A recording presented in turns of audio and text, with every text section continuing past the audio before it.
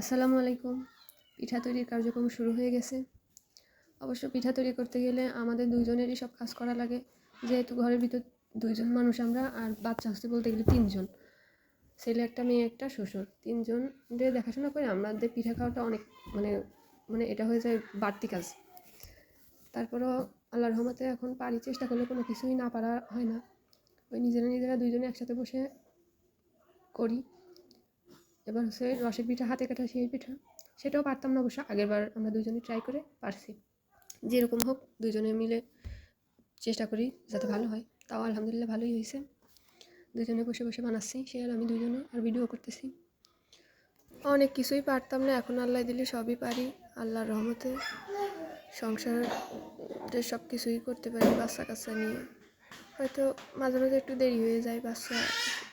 বাচ্চা সবসময় তো আর খেলা করতে চায় না বা কারো কাছে যেতে চায় না, নিজের কোলেই থাকে। তাও আলহামদুলিল্লাহ ভালোই চলতেছে সংসার, পারতেছি। বাচ্চা কাছে বড় হয়ে যাচ্ছে, কারণ ওরাও বড় হয়ে যাবে, আমিও সব কাজ পুরোপুরি শিখে যাব, তখন আল্লাহ দিলে আর কোনো সমস্যা হবে না। তো দেখতে দেখতে পিঠা বানানো শেষ হয়ে গেল। আসসালামু আলাইকুম।